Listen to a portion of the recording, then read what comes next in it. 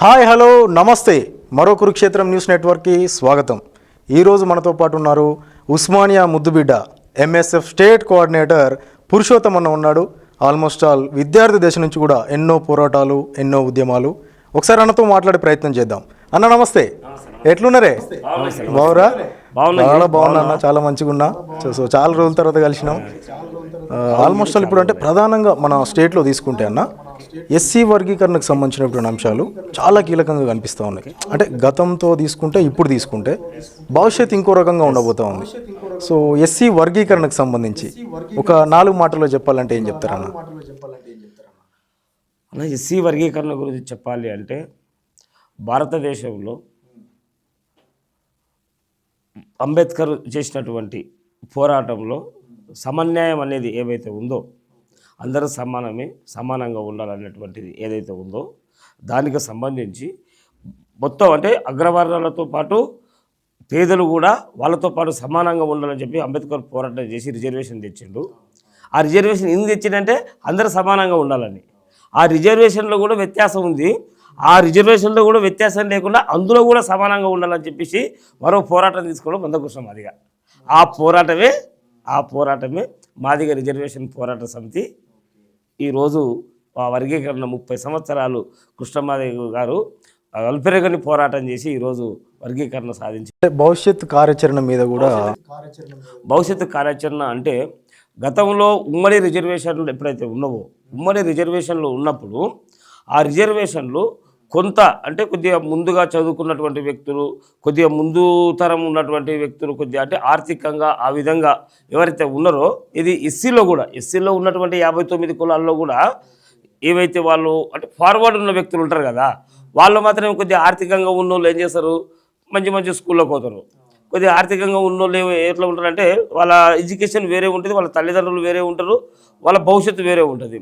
అట్లా కొంతమంది ఆర్థికంగా ఎదిగినటువంటి వాళ్ళు కూడా ఈ ఉమ్మడి రిజర్వేషన్లో ఉన్నటువంటి వాళ్ళు కొంతమంది మాత్రమే ఆర్థికంగా ఉన్నోళ్ళు మాత్రమే రిజర్వేషన్ ఫలాలను బాగా అనుభవించారు. అట్లా కాకుండా రిజర్వేషన్ ఫలాలు అనేటివి ఎలా ఉండాలి అంటే అందరికీ సమానంగా ఉండాలి అనేది కృష్ణమాదిగ గారు తీసుకొని ఎస్సీ వర్గీకరణ అనే అంశాన్ని ఎస్సీలో ఉన్నటువంటి 59 కులాలు కూడా ఎవరి జనాభా దామాషా ప్రకారంగా వాళ్ళు పంచుకోవాలన్న ఉద్దేశంతో ఈ పోరాటం ప్రారంభించిందన్న. ఆ ప్రారంభం చేసిన తర్వాత గతంలో కొంతమంది మాత్రమే రిజర్వేషన్ ఫలాలు పొందేది.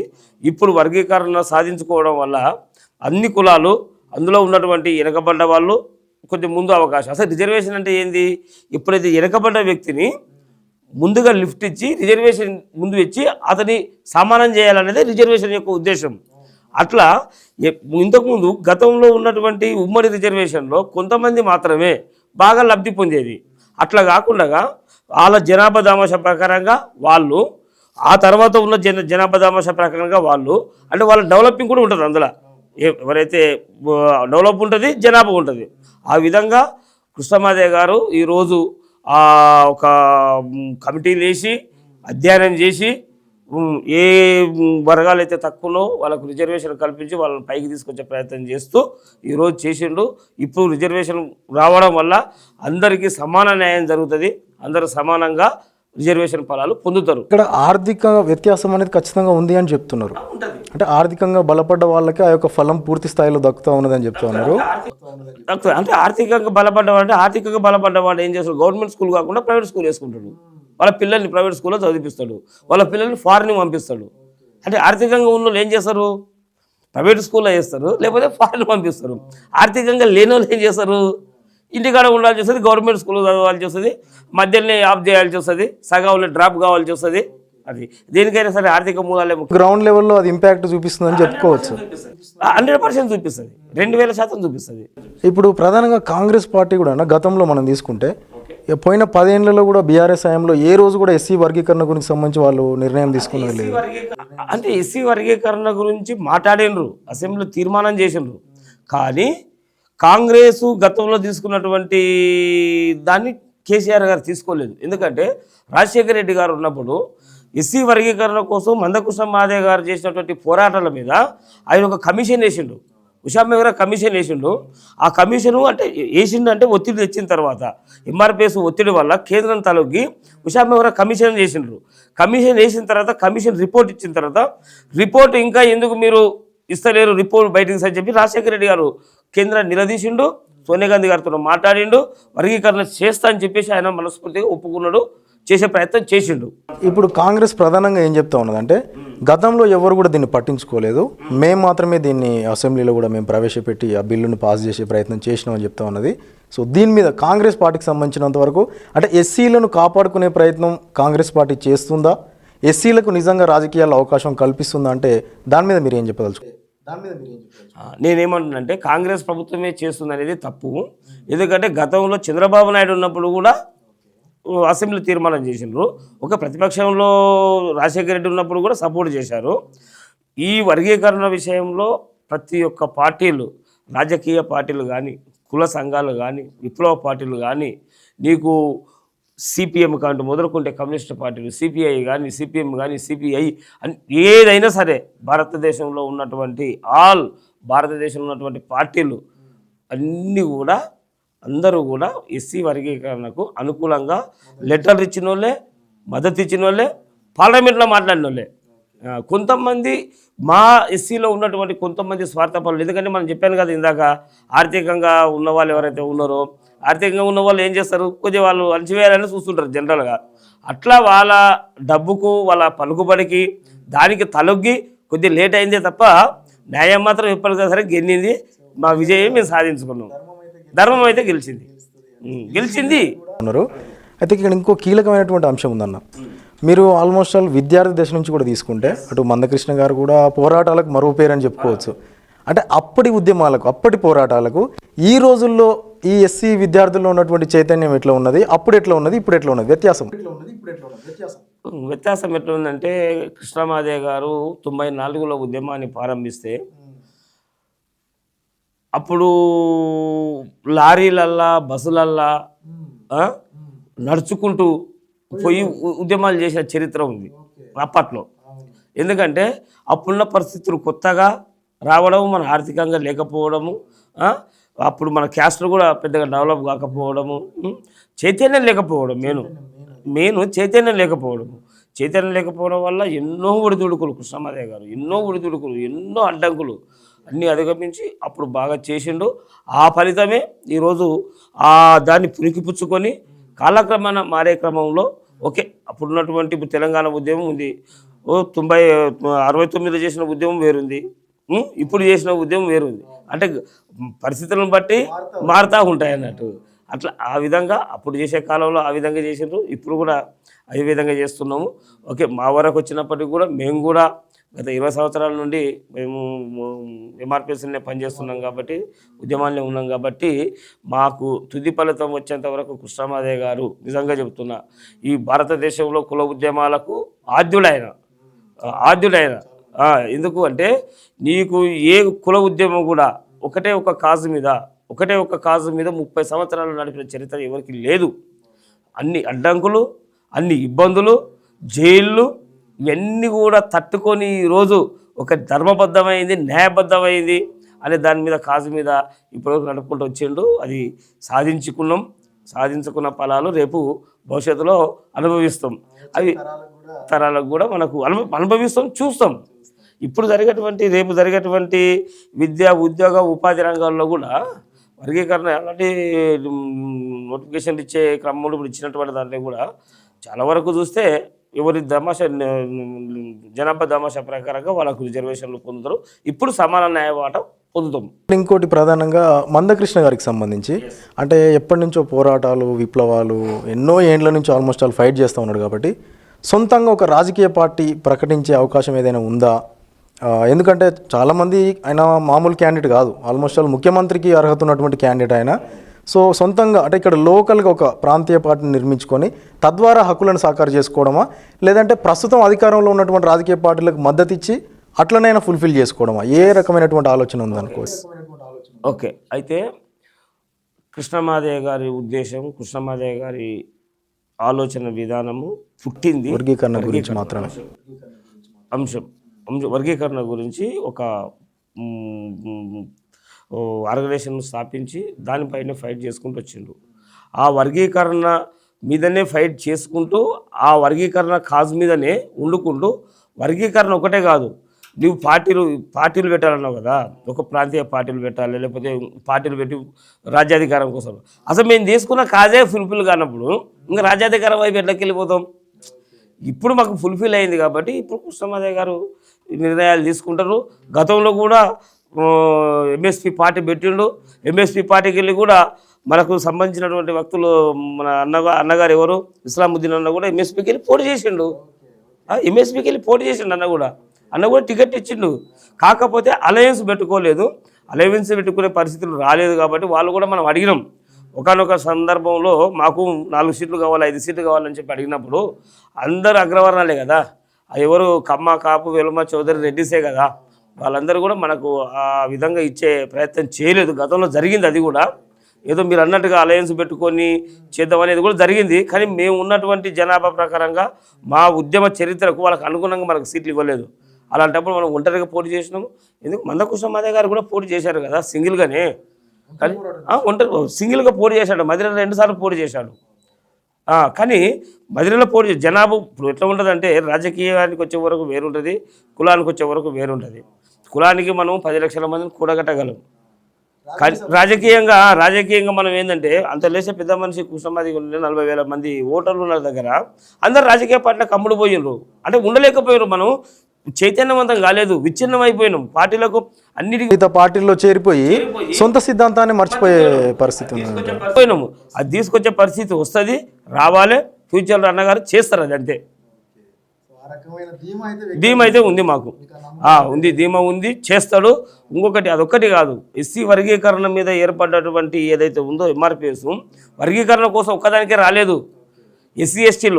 ఎస్సీ ఎస్టీలో ప్రమోషన్లో రిజర్వేషన్ కోసం పోరాటం చేసింది, ఎస్సీ ఎస్టీలో రిజర్వేషన్ సంపాదించింది. దాంతోపాటు మీకు చూసింటారు గతంలో కూడా, ఇది చిన్నపిల్లల గుండె జబ్బుల విషయానికి వస్తే అద్భుతమైన పోరాటం. చిన్నపిల్లలు గుండె జబ్బుల పోరాటం తీసుకున్నాడు.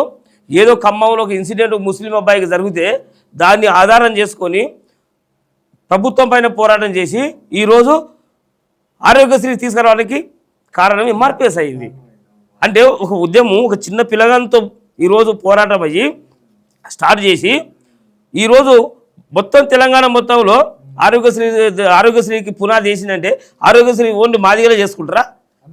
అన్ని వర్గాల వాళ్ళు ఉన్నారు కదా. ఎస్సీ ఎస్టీ రిజర్వేషన్లో ఎస్సీలు ఒక్కలో ఉన్నారా? ఎస్టీలు లేరా? వృద్ధులు వితాంతులు అంతెందుకండి, వృద్ధులు వితాంతులు ఉన్నారు. వృద్ధులు వితాంతులు, ముసలోళ్ళు, ఈ ఒంటరి మహిళలు, మాదిగోళ్ళు ఒక్కరే ఉన్నారా? అన్ని క్యాస్ట్ ఉన్నారు కదా. మనం వృద్ధుల వితాంతుల కోసం కూడా పోరాటం చేసిండు కదా, పెన్షన్ పెంచిండు కదా. అలాగే రేషన్ బియ్యం కోసం, రేషన్ బియ్యం 6 కిలోలు కావాలని చెప్పి రేషన్ బియ్యం కోసం పోరాటం చేయలేదా? ఎంఆర్పిఎస్ ఉద్యమం పుట్టింది ఓన్లీ మాదిగ రిజర్వేషన్ పోరాటం, కానీ సబ్బండ వర్గాల కోసం చేసింది. సబ్బండ వర్గాల కోసం మొత్తం ప్రయత్నం చేసి సబ్బండ వర్గాలకు ఈరోజు ఉపయోగపడ్డది, దిక్సూచిగా ఉంది. అట్లా ఎంఆర్పిఎస్ కృష్ణమాదేవి గారి నిర్ణయాలు ఉన్నాయి. ఉద్యోగ అవకాశాలకు సంబంధించి తీసుకుంటే ఈ రోజు కూడా, అంటే నేటికి కూడా తీసుకుంటే మనం కొలమానం పరంగా ఎస్సీలకు నిజంగా ఉద్యోగ అవకాశాల్లో న్యాయం జరుగుతుందని నమ్ముతున్నారన్న మీరు? న్యాయం జరుగుతుందంటే ఉద్యోగ అవకాశాలు ఎట్లుంటాయంటే మనకు ఉన్నటువంటి లిమిటేషను బాబాసాహెబ్ అంబేద్కర్ గారు పెట్టిపోయింది 15% ఉద్యోగ అవకాశాలు. అది రిజర్వేషన్లో ఏది మనకు ఉద్యోగ అవకాశాల్లో 15%. ఓకే, మనం కొద్దిగా అంబేద్కర్ గారు చెప్పడం వల్ల మనకు రాజకీయంగా కూడా మాకు 15% ఉంది. బీసీలకు అది కూడా లేదు. మాకు కనీసం 15% అంబేద్కర్ పుణ్యం అంటే రాజకీయ రిజర్వేషన్ కూడా ఉంది, విద్యా ఉద్యోగాల్లో కూడా ఉంది. కానీ విద్యా ఉద్యోగాల్లో 15% లిమిటేషన్కి మనం పెట్టిండ్రు, ఎందుకంటే రిజర్వేషన్ అని.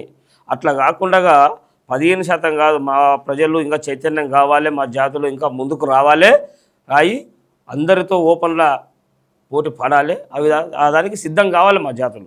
ప్రధానంగా రాజకీయ పదవులు మనం తీసుకుంటే, అంటే ఏ పార్టీకి చెందిన వాళ్ళైనా సరే వాళ్ళు ఈరోజు ఆ పదవిలో ఉండి అధికారం చెలాయిస్తూ ఉన్నారు అని అంటే ఖచ్చితంగా బాబాసాహెబ్ అంబేద్కర్ గారి పుణ్యం అని చెప్పుకోవాలి. 200%. సో అట్లాంటి అంబేద్కర్ గారికి ఈ ప్రభుత్వాలు రాను కూడా ఎట్లాంటి గౌరవం ఇస్తూ ఉన్నది? సో ఇప్పటికి కూడా ఆయన నిజంగా గౌరవించుకోగలిగిరా, లేదంటే విగ్రహాలకే పరిమితమైందా, నిజంగా గ్రౌండ్ లెవెల్లో అది ఇంప్లిమెంట్ అవుతుందా అంటే దాని మీద మీరు ఏం చెప్పారు? గ్రౌండ్లో ఇంప్లిమెంట్ అవుతుందా అని మనం చెప్పడానికి ఏముందంటే, బాబాసాహెబ్ అంబేద్కర్ చెప్పినటువంటి సిద్ధాంతం ఏంటంటే, ఓట్లు మావి సీట్లు మీవా. దాన్నే పునికి పుచ్చుకొని కాంశీరామ్ గారు తీసుకుపోయిండ్రు. అసలు అంబేద్కర్ భావజాలము ఏంది అంటే, అసలుకు భారతదేశంలో మేమే ఎస్సీ ఎస్టీ బీసీ మైనార్టీలను మాకే రాజ్యాధికారం కావాలనేటువంటి కాన్సెప్ట్ అయినది. ఆ కాన్సెప్ట్ను అప్పుడున్న ప్రభుత్వాలు ఏకీభవించక ఏదో రిజర్వేషన్కి పరిమితం చేసి ఆయనను ఎస్సీ ఎస్టీలకి పరిమితం చేసిండ్రు. కాదు, అసలు అంబేద్కర్ సిద్ధాంతం అది కాదు. అంబేద్కర్ సిద్ధాంతం అది కానే కాదు. అంబేద్కరు రాజ్యాంగము రాసేటప్పుడు చెప్పిండు, మాకు 2 ఓట్ల విధానం కావాలి అని. 2 ఓట్ల విధానం కావాలన్నాడు. 2 ఓట్ల విధానం మీకు తెలుసా? తెలియదు కదా. మా మా జాతులు ఏవైతే ఉన్నావో మాకొక ఓటు హక్కు, మిగతా వర్గాలకు ఏవైతే ఉన్నావో వాళ్ళకొక ఓటు హక్కు. మాకు 2 ఓట్లు కావాలి, మాది మేము వేసుకుంటాం, ఇతరులకు ఇంకొక ఓటు వేస్తామని చెప్పేసి అంబేద్కర్ తీసుకొచ్చాడు. ఆ సిద్ధాంతాన్ని అప్పుడున్నటువంటి నాయకులు ఏకీభవించలేదు. అటెట్టిస్తాం మీకు అని చెప్పేసి మమ్మల్ని తీసుకుపోయి అందరికీ కలిపేశారు. కానీ అసలు ఆ సిద్ధాంతం వచ్చింటే ఈరోజు వేరే అయ్యేది. అప్పుడు ఆయన మస్తు అనుకున్నాడు, కానీ అనుకున్న దానికి అప్పుడున్నట్టు రాజ్యాలు సహకరించాలి కదా, సహకరించలేదు. ఓకే, అది ఆయన అనుకున్న ఆలోచన విధానం వేరుంది, కానీ దానికి ఎవరు సహకరించలేదు, ఎవరు కూడా సహకరించరు. ఎందుకంటే ఉన్నత వర్గాలు వాళ్ళే కదా, వాళ్ళ అధికారం కోల్పోతే మనకిస్తే వాళ్ళు ఒప్పుకుంటారా? కానీ చైతన్యం కావాల్సిందే, రావాల్సిందే, బహుజన రాజ్యం రావాల్సిందే. ఖచ్చితంగా అంబేద్కర్ సిద్ధాంతాన్ని మనము తీసుకుపోవాల్సిందే. దానికోసము దానికైనా దేనికైనా సిద్ధం ఉండాలి. మన ప్రజలను చైతన్యవంతం చేయాలి. రాబోయే రోజుల్లో బహుజన రాజ్యం ఒక పక్క బీసీ నినాదం కూడా చాలా బలంగా వినిపిస్తుంది. ఈ నేపథ్యంలో వాళ్ళు కూడా 42% రిజర్వేషన్ కావాలని చెప్పి చాలా బలంగా డిమాండ్లు వినిపిస్తూ ఉన్నాయి. సో దాన్ని దృష్టిలో పెట్టుకొని ఇప్పుడున్నటువంటి ఎస్సీ యువత ఎవరైతే కాలేజీలో చదువుకుంటూ ఉన్నారో, ఉద్యోగాల కోసం కోచింగ్ సెంటర్లకు పోయి తహతహలాడుతూ ఉంటారో, పాపం ఎన్నో ఇబ్బందులు పడుతూ ఉంటారు హైదరాబాద్కి వచ్చి. ఆ పిల్లలకు ఉద్యమాల పరంగా అంటే మీరు చేసిన పోరాటాలు వేరు. సో నాకు తెలిసి ఇప్పుడున్న పిల్లలకి అంత ఏ రకమైనటువంటి సూచనలు, సలహాలు ఉద్యమాలకు, పోరాటాలకు సంబంధించి మీరు ఇవ్వాలనుకుంటారు ఈ జనరేషన్కి? భారతదేశంలో కులగణన తీసుకొచ్చింది బీజేపీ ప్రభుత్వము. బీజేపీ ప్రభుత్వం ఏడ చేసిందో ఏడ చేయలేదో నాకు తెలియదు, కానీ తెలంగాణలో మాత్రం రేవంత్ రెడ్డి గారు ఒక అడుగు ముందుకేసాడు. ఒక స్టెప్ అయితే ముందుకేసిండు. ఎవరు ఈ స్టెప్ వేయలేదండి. అంటే ఓపెన్గా ఒప్పుకోవాలి మనం. దాన్ని 40% తీసుకొచ్చిండు. ఓకే, ఇప్పుడు 42% అంటారు. చేస్తారేమో. ఇప్పుడు సర్పంచ్ ఎలక్షన్లు అన్నారు. సర్పంచ్ ఎలక్షన్ అంటే లేదు, కోర్టులో అది క్లియర్ అయిన తర్వాతనే సర్పంచ్ ఎలక్షన్ పెడదాం అంటుండే ఆయన. ఎందుకు అంటే మనకు క్లారిటీ కోసం. నిజంగా నేను ఓపెన్గా మాట్లాడాలనుకుంటే బీసీ కులగణన విషయంలో కానీ రేవంత్ రెడ్డి గారు తీసుకున్న స్టెప్ చాలా బాగుంది. రేపు ఫ్యూచర్లో కూడా అది చట్టబద్ధంగా వచ్చి భారతదేశం మొత్తంలో కూడా అది చేస్తే బాగుంటుంది అనేది నా ఆలోచన. దానికి ఎస్సీలుగా మీరు అన్నారు, ఎస్సీ విద్యార్థులు మీరు ఇంతవరకు సబ్బని చేయాల్సిందే కదా. ఎస్సీ ఎస్టీ బీసీ మైనార్టీలో ఒకటి అనుకున్నప్పుడు మనమంతా ఒకటే గుడి పక్షులము. ఖచ్చితంగా మీ బీసీలకు సంబంధించి ఏది తీసుకున్నా దానికి ఎస్సీ ఎస్టీ యువత ఎవరున్నా సరే దానికి పోరాటం చేయాల్సిందే, వాళ్ళకు సపోర్ట్గా ఉండాల్సిందే. దానికోసం మనం ముందుకు పోవాల్సిందే. గతంలో పోయిన 10 ఏళ్ళు తీసుకుంటే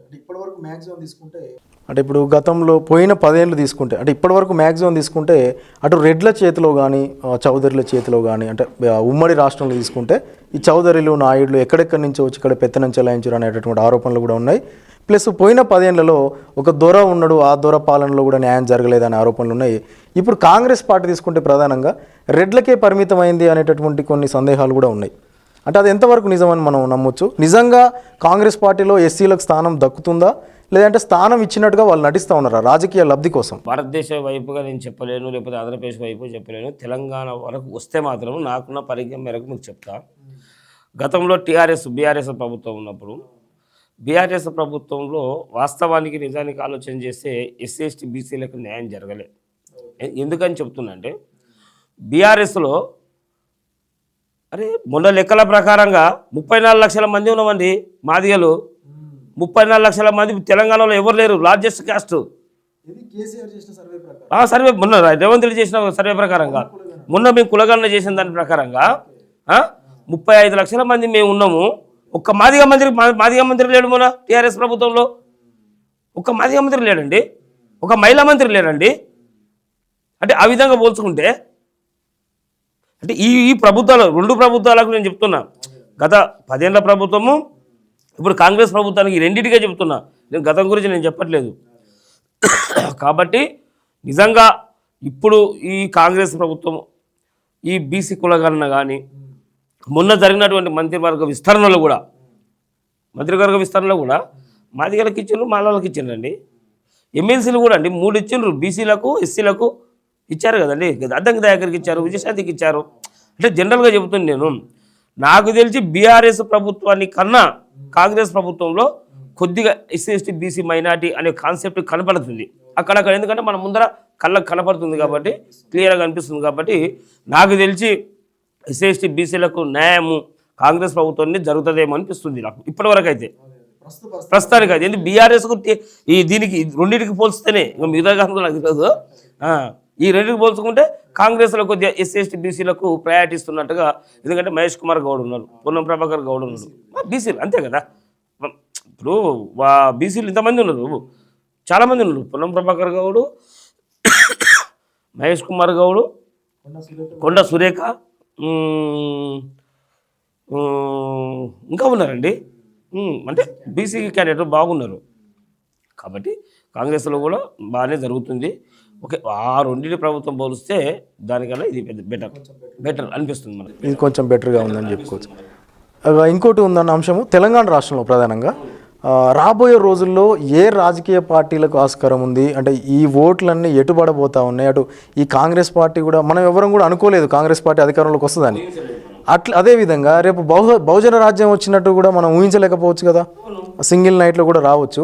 ఒకవేళ అట్లా బహుజన రాజ్యం కనుక వస్తే ముఖ్యమంత్రి స్థాయి అభ్యర్థి ఎవరని మీరు ఊహిస్తున్నారు? అంటే అకార్డింగ్ టు యూ వస్తుంది అనే ఆలోచన వచ్చినప్పుడు ఆ బహుజన రాజ్యాధికారం కోసం ఎవరైతే ప్రయత్నం చేస్తారో, ఎవరైతే చైతన్యం చేస్తారో, ఎవరైతే తిరుగుతారో, ఎవరైతే కష్టపడతారో వాళ్ళకు మాత్రమే ముఖ్యమంత్రి ఛాయిస్ ఉంటుంది. ఇప్పుడు మనం చెప్పలేం కదా. ఇప్పుడు ఆ బహుజన రాజ్యాన్ని తీసుకురావడం కోసం కష్టపడ్డవాడు ఫలితం దక్కాలి. ఎత్తుకొని ముందుకెళ్తారో, ప్రజలను చైతన్యవంతం చేస్తారో, ఎవరైతే ముందుకు వస్తారో వాళ్ళకి అవకాశాలు ఉంటాయి కదా. అదంతే కదండి ఎక్కడైనా సరే. ఇప్పుడు ఇంతమందిలో రేవంత్ రెడ్డి భుజాన్ని ఎత్తుకున్నాడు, వచ్చిండు, ఆయన ముఖ్యమంత్రి అయ్యిండు.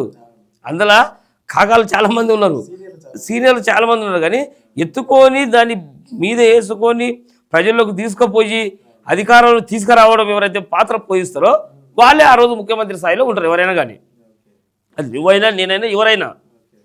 అది బహుజన రాజ్యాధికారం ఎవరు తీసుకొచ్చినా ఆ బహుజన రాజ్యాధికారాన్ని భుజాన్ని ఎత్తుకొని చైతన్యం చేసి రాజ్యాధికారం కోసం ప్రయత్నం చేసే దాంట్లో ఎవరైతే ముందుంటారో వాళ్ళే ఆ రోజు ముఖ్యమంత్రి స్థానంలో ఉంటారు. ఇక ప్రభుత్వాలు అంటే వీళ్ళు కానీ పోయిన 10 ఏళ్లలో కానీ ఎస్సీ విద్యార్థులకు మేము చాలా చేస్తున్నాం, ఎస్సీ విద్యార్థులకు మేము సపరేట్గా ఫ్రీ ఇన్స్టిట్యూషన్స్ పెట్టినాం, కోచింగ్లు ఉద్యోగపరంగా అవకాశాలు కల్పిస్తున్నాం. అదేవిధంగా హాస్టల్స్ తీసుకుంటే మనకు ఎస్సీ ఎస్టీ హాస్టల్స్ ఉంటాయి. సో హాస్టల్స్లో కూడా ఫుడ్ మెనూ అంతా కూడా బాగానే ఉన్నది. ఒకప్పుడు జరిగిన పోరాటాలు ఏదైతే దొడ్డన్నం కావచ్చు, అందులో కొంచెం పప్పు సరిగా ఉండకపోవడం కావచ్చు, ఇట్లాంటి సమస్యలు బాగా విద్యార్థులకు ఎక్కువగా ఉంటాయి. సో ఇప్పుడు ఏమన్నా మారింది అనుకోవచ్చా, లేదంటే అదే పాత వైఖరి కొనసాగుతూ ఉందని అనుకోవచ్చా? మాట అప్పుడు తక్కువ హాస్టల్ ఉండేటివి, ఏదో ఒక కాన్స్టిట్యున్సీలో జిల్లాలను ఆ లెవెల్ అంటే ఒక తరం ముందు ఉండేది. అప్పుడున్నటువంటి ప్రభుత్వాలు కూడా అప్పుడు చదువుకునే స్తోమత కూడా ఊళ్ళో ఎస్సీలకు ఉండేది కాదు, ఏదో హాస్టల్లో వేసేది, హాస్టల్లోనే చదువుకునేది. నేను కూడా హాస్టల్లో చదువుకున్నా చిన్నప్పటి నుంచి. విషయము అప్పుడున్న పరిస్థితులు, ఆర్థిక పరిస్థితులు బాగాలేవు కాబట్టి విద్యార్థులు హాస్టల్లో చదువుకున్నారు. ఆ కాలక్రమాన మొత్తం జనాభా పెరుగుతుంది కాబట్టి హాస్టల్లో కూడా పెరుగుకుంటూ వస్తున్నారు. ఇక ఎక్కడ ఉన్నా హాస్టళ్ళు, ఎస్సీ హాస్టల్ అనేది ఎప్పటికీ ఎస్సీ హాస్టల్ లాగానే ఉంటాయి, బీసీ హాస్టల్ కూడా ఎప్పుడు బీసీ హాస్టల్ లాగానే ఉంటాయి. ఇప్పుడు మనకు లేకనే ఎస్సీ ఎస్టీ బీసీ హాస్టల్ పెట్టినారు. మరి ఓసీ హాస్టల్ ఎందుకు పెట్టలేదు? ఓన్గా పెట్టుకున్నారు, గవర్నమెంట్ అయితే పెట్టలే. వాళ్ళు ఒక ట్రస్ట్గా ఏర్పడి రెడ్డి హాస్టల్ పెట్టుకున్నారు, ఒక ట్రస్ట్గా ఏర్పడి మున్నూరు కాపు హాస్టల్ పెట్టుకున్నారు, ఒక ట్రస్ట్గా ఏర్పడి పద్మశాలి హాస్టల్ పెట్టుకున్నారు. మనకు ఆ స్థాయి లేదు కాబట్టి ప్రభుత్వం మీదనే మనం ఆధారపడ్డాం కాబట్టి ప్రభుత్వమే మనకు పెడుతుంది. ఓకే, అందులో నాసి రకంగా ఉందా, ఇంకో రకంగా ఉందా, ఎట్లా ఉందా అనేది ఉంటుంది. ఇప్పుడు ప్రభుత్వం అన్నప్పుడు ప్రభుత్వ లెవెల్లే నడుపుతుంటారు అన్న, అది ఏదైనా కానీ. ఓకే, అప్పటికి ఇప్పటికి పోల్చుకుంటే నాకు తెలిసి హాస్టళ్ళు చాలా వరకు ఇప్పుడు మెరుగ్గానే ఉన్నాయి. ఇప్పుడున్న కాలంతో పోల్చుకుంటే హాస్టళ్ళు తక్కువనే, కానీ గతంతో పోల్చుకుంటే ఇప్పుడు ఎక్కువే. సంఖ్య పెరిగింది, మెను కూడా పెరిగింది. ఇప్పుడు గురుకులాలు మంచి మెను ఉంది గురుకులాల్లో.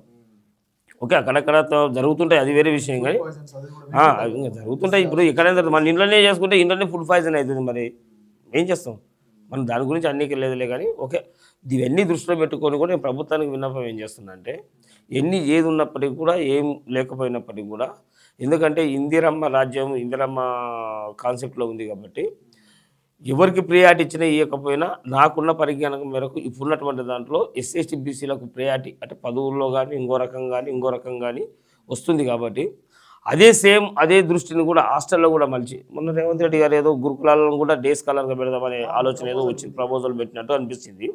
అట్లాంటివి పెట్టండి. కొత్త వినూతనమైన నూతన చట్టాలను తీసుకొచ్చి ఇంకా ఈ సంక్షేమ హాస్టళ్లను కొత్త భవనాలు లేవండి, చాలా అద్దె భవనాలు ఉన్నాయి. అదే కొత్త భవనాలు కట్టండి.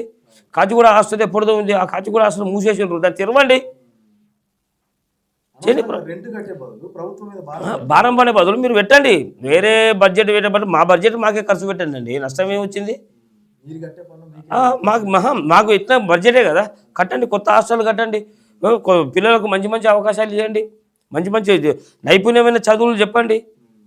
అటేం లేదు, ఇంకా చెప్పాలి, లేదని కాదు, ఇంకా చాలా చెప్పాలి. ఇంకా ప్రభుత్వాలు సంక్షేమ హాస్టళ్ల పైన దృష్టి పెట్టాలి, ఇంకా హాస్టల్ సొంత భవనాలు కట్టాలి, పిల్లలను ఒక నైపుణ్యమైన విద్య వైపు నడిపించాలి. ఆ ఫుడ్ విషయంలో కూడా ఇంకా చాలా మంచి మెను మార్చి దానికి బడ్జెట్ కేటాయించి మెను మార్చి చేస్తే ఇంకా బాగుంటుందని నేను అనుకుంటున్నాను. ఇంకా కూడా వాళ్ళకు ఉద్యోగ అవకాశాలు పెరిగి సమాజంలో సమానత్వం అనేది వచ్చి రావడానికి ఆస్కారం బాగుంటుంది అంటారు. సో ఇక బీఆర్ఎస్ కాంగ్రెస్ పైన మీ ఒపీనియన్ అయితే క్లియర్గా ఉంది. ఇక బీజేపీకి సంబంధించి అంటే భవిష్యత్తులో బీజేపీ కూడా అధికారంలోకి వస్తుంది, తెలంగాణలో కూడా ప్రజలు బీజేపీకి ఒక అవకాశం ఇస్తారు అని చెప్పి కూడా బయట టాక్ వినిపిస్తూ ఉంది. ఒకవేళ బీజేపీ కనుక అధికారంలోకి వస్తే నిజంగా ఈ యొక్క ఎస్సీల ఆశలు ఆకాంక్షలు నెరవేరుతాయి అనుకోవచ్చా, లేదంటే వాళ్ళు ఎస్సీ ఎస్టీలను పక్కన పెట్టి మేము ఇక్కడ బీసీ ముఖ్యమంత్రిని చేస్తాం కదా అని చెప్పి బీసీలకు ఎక్కువ ప్రయారిటీ ఇచ్చే అవకాశం ఉందా? మనమే కదా బీసీలకు అవకాశం వస్తే ఇంకా మంచిది. ఎంత డివైడ్ చేసినా ఏం చేసినా బీసీలకు ముఖ్యమంత్రి అవకాశం ఇస్తే మంచిదే కదా, లేకపోతే ఎస్సీలకు ఇచ్చినా కూడా మంచిదే కదా. మనం అగ్రవర్ణాలు ఉండొద్దు అనుకుంటున్నాము, ఆ అగ్రవర్ణాలు లేకుండా మేము ఎస్సీలకు ఇస్తాం బీసీలకు ఇస్తామని బీజేపీ స్థానం తీసుకున్నది అనుకోండి, అది చాలా మంచిది కదా. అది తప్ప కింద ఎక్కడున్నా సరే ఇబ్బంది ఏం లేదు, ఏ వర్గంలో ఉన్నా సరే ఇబ్బంది ఏం లేదు. ఆ పైన అగ్రవర్గం తప్ప ఈ కింద ఎక్కడున్నా సరే మనం మన హక్కులకు సర్పంచ్ వరకు సర్పంచ్ నుండి మొదలుకుంటే ముఖ్యమంత్రి వరకు అధికారమే కదా. సర్పంచ్ అధికారమే, ఎంపీటీసీ అధికారమే, జడ్పీటీసీ అధికారమే, ఎమ్మెల్యే అధికారమే, ఎంపీ అధికారమే, మినిస్టర్ అధికారమే, సీఎం అధికారమే, ప్రధానమంత్రి అధికారమే. ఇప్పుడు అధికారంలో ఇప్పుడు వడ్డించేటోడు ఏడ ఉన్నా కూడా మనకు ముక్కలు పడతాయి అన్నట్టు, మనోళ్ళు ఏడ ఉంటే మనోళ్ళు మంచిగా ఉంటే మనోళ్ళే అధికారంలో ఉంటే అది మంచిదే కదా, స్వాగతిస్తాం. దాన్ని ఏముంది 100% స్వాగతిస్తాం. ఒకటి రెండోది మీరు అన్నారు ఓకే, కాంగ్రెస్ టీఆర్ఎస్ కన్నా బీజేపీ బలపడొచ్చు అండి, దాన్ని ఏముంది, మనం ఏం చెప్పలేం కదా. ఎందుకంటే వాళ్ళు చేసేటువంటి పనులను బట్టి, ఇప్పుడు నరేంద్ర మోడీ ఉన్నారు, నరేంద్ర మోడీ తీసుకున్నటువంటి విధానాలను బట్టి, ఆయన చేసేటువంటి కార్యక్రమాలను బట్టి, అభివృద్ధిని బట్టి వస్తే రావు. గతంలో 4 ఉండే, ఇప్పుడు 7 అయినాయి, పెరిగినాయి. గతంలో అసలు కార్పొరేటర్ తక్కువ ఉండే, ఈరోజు 25, 26 అయినాయి. అంటే చెప్పలేము మనం. ఇప్పుడు ఒక్కొక్క రాష్ట్రంలో అక్కడ ఉన్నటువంటి అభివృద్ధిని వాళ్ళు చేసేటువంటి పనులను బట్టి జరుగుతుంటుంది అండి, అట్లా జరగవచ్చు కూడా, చెప్పలేము. అంటే ప్రధానంగా బీజేపీ వాళ్ళు చెప్తున్నది ఏంటంటే నియోజకవర్గాల పునర్విభజన కావచ్చు, అటు ఎంపీ స్థానాలు కూడా పెరగబోతూ ఉన్నాయి, ఎమ్మెల్యే స్థానాలు కూడా పెరగబోతూ ఉన్నాయి రాష్ట్రాల వారీగా అని చెప్పి. ఇందులో ఎస్సీలకు ఎలాంటి రాజకీయ పదవులు వచ్చే ఆస్కారం ఉంది భవిష్యత్తులో? ఇక రాజకీయ పదవులు ఏం లేవు, అవి పెరిగితే ఖచ్చితంగా రిజర్వేషన్ ప్రకారంగా మాకు సీట్లు పెరుగుతాయి. అందులో కొత్తగా వాళ్ళేం బీజేపీలు ఇచ్చేది ఏం లేదు. జనరల్ స్థానంలో ఎస్సీలకు ఏమన్నా దాన్ని మనం ఒప్పుకుంటాం, అది కాంగ్రెస్ కానీ బీజేపీ కానీ టీఆర్ఎస్ కానీ ఎవరున్నా సరే. నియోజకవర్గాలు పెరిగితే నియోజకవర్గాలతో పాటు మాకు రిజర్వేషన్ కూడా పెరుగుతుంది. ఇప్పుడు 15% ఉంది, ఈ 15%కు 119 ఉన్నాయి కదా, రేపు 156 అయింది అనుకో, మాకు 4-5 పెరుగుతాయి రిజర్వేషన్ ప్రకారంగా. వాళ్ళు ఎవరు బీజేపీలు ఇచ్చేది లేదు, కాంగ్రెస్ వాళ్ళు ఇచ్చేది లేదు. మాకున్న జనాభా ప్రకారంగా అంబేద్కర్ పెట్టిన దాని ప్రకారంగానే మాకు పెరుగుతుంది. వాళ్ళకి ఎవరు పెంచేది ఏం లేదు. కాబట్టి వాళ్ళు ఎవరికైనా పెంచాలనుకుంటే, ఫర్ ఎగ్జాంపుల్ గతంలో కాంగ్రెస్ ప్రభుత్వం ఏం చేసింది, సర్వసత్యనారాయణ జనరల్ సీట్లో ఎస్సీ మాదిగా జనరల్ సీట్లో పెట్టిండ్రు, ఆయన జనరల్లో గెలిచిండు. అట్లా ఏమైనా బీజేపీ కానీ కాంగ్రెస్ కానీ బీఆర్ఎస్ కానీ జనరల్ స్థానంలో ఎస్సీలను బీసీలను పెట్టి గెలిపేమనండి, ఆ గొప్పతనం అది. అట్లా గెలిపేమనండి. ఏదైనా ఒకటి వేరే స్థానంలో ఇస్లాముద్దీన్ అనుకోండి ఎంపీకి గెలిపేమను బీజేపీ, కాంగ్రెస్.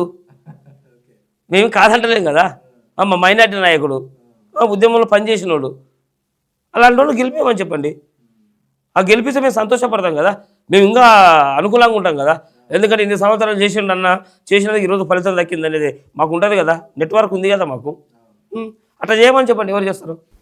అంటే మొత్తానికైతే బీసీలు కావచ్చు, ఎస్సీ నాయకులు కావచ్చు, ఇటు ఎస్టీలు కావచ్చు, వీళ్ళందరూ కలిసి బహుజన రాజ్యం కోసం ఫైట్ చేయబోతూ ఉన్నారా, లేదంటే ఎవరి పందా వాళ్ళు ఎవరి స్టైల్ వాళ్ళది అన్నట్టు మేము బీసీల కోసమే మీటింగ్లు పెడతాం, మేము ఎస్సీల కోసమే మీటింగ్లు పెడతాం అని ఇట్లా డీవియేషన్స్ ఉన్నాయని చెప్పుకోవచ్చు? మళ్ళీ దాంట్లో కూడా డీవియేషన్స్ ఉన్నాయి. ఒకవేళ డీవియేషన్స్ లేకపోతే ఎప్పుడు రాజ్యాధికారికి వచ్చేటోళ్ళం. అక్కడ ఎక్కడో 10 సంవత్సరాల లోపు 84లో స్థాపించినటువంటి బీఎస్పీ 94లో రాజ్యాధికారి 10 సంవత్సరాలు వచ్చిందండి. మనం ఇక్కడ ఎన్నో ఉద్యమాలు నడుస్తున్నాయి, కానీ ఎవరు కూడా స్టాండర్డ్గా లేరు. ఎవరు కూడా ఎవరి స్వార్థం వాళ్ళకి అయింది. కూడగట్టే నాయకుడు కావాలి, కూడుకొని పోవాలి, కలిసి రావాలి, కూడుకొని పోవాలి. అంతకన్నా ముందు మనం చైతన్యం కావాలి.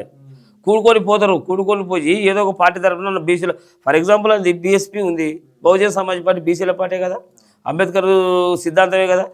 మళ్ళీ ఈరోజు బీసీల పార్టీ బహుజన రాజ్యాధికారం అనుకున్నటువంటి పార్టీ ఈరోజు కేంద్ర స్థాయిలో ఉన్నటువంటి భారతదేశంలో 3వ పార్టీ ఉన్నటువంటిది, భారతదేశంలో 3వ పార్టీ అతిపెద్ద పార్టీ, అలాంటిది ఈరోజు జాతీయ హోదా కోల్పోయింది.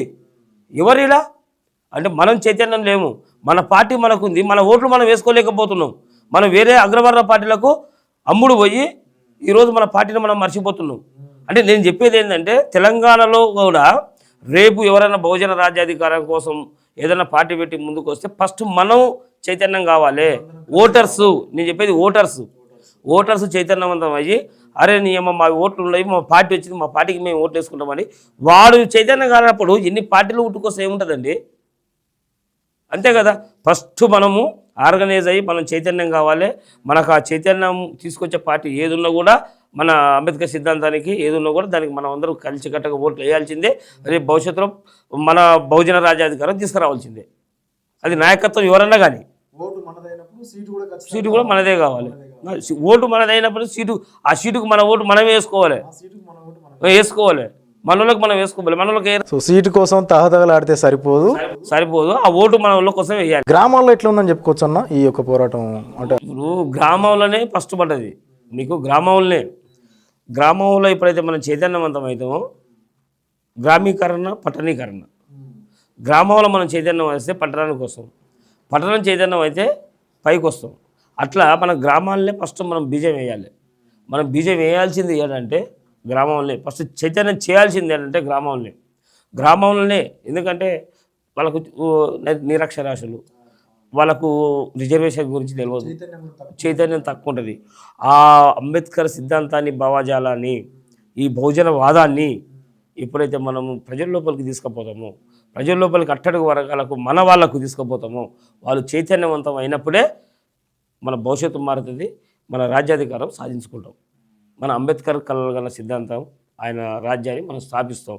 లేదంటే ఎన్ని రోజులున్నా ఇదే అగ్రవర్ణాల పార్టీలో, ఈ పార్టీల కిందనే పనిచేయాలి, ఉండాల్సిందే, గంతే, బానిసలుగా బతకాల్సిందే. రాజ్యాధికారం వచ్చే వైపే లేదు. మనం చైతన్యం కావాల్సింది. రావాలంటే మన ఊళ్ళో మన అమ్మ నాయన కాళ్ళు మొదలుకుంటే, మన గ్రామం నుండి మొదలుకుంటే ఫస్ట్ మన ఊరు నుండే స్టార్ట్ చేయాలి. ఊర్లో ఉన్న వాళ్ళు నా ఊరికి నేను ఓటేసుకోవాలి, నా ఫస్ట్ అంబేద్కర్ని అర్థం చెప్పాలి. ఆ చైతన్యం తీసుకొచ్చేట వాళ్ళు ఎవరన్నా ఉండని వాళ్ళే రేపు నాయకులు అవుతారు. అంటే ప్రధానంగా ఈ గ్రామాల్లో మనం తీసుకుంటే అటు రెడ్లకు కావచ్చు, అంటే అగ్రకులాలకు చెందిన వాళ్ళకు వ్యవసాయ భూములు కూడా చాలా ఎక్కువ మొత్తంలో ఉండడం మనం చూస్తూ ఉంటాం. సో అక్కడ కూలీలుగా పనిచేయడము, లేదంటే వాళ్ళ ఆధీనంలో ఉండడం, వాళ్ళ కంట్రోల్స్లో ఉండడం చూస్తూ ఉంటాం. ఇటు గౌడ్లు కావచ్చు, యాదవులు, కొంతవరకు భూమి లేనటువంటి మిత్రులు ఎంతోమంది ఉంటారు.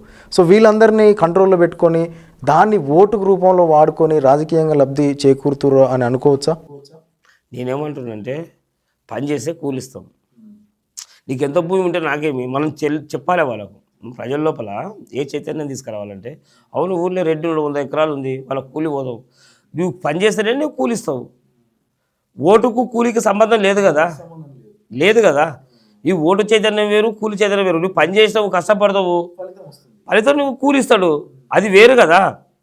ఓటు అనేది వేరు కదా.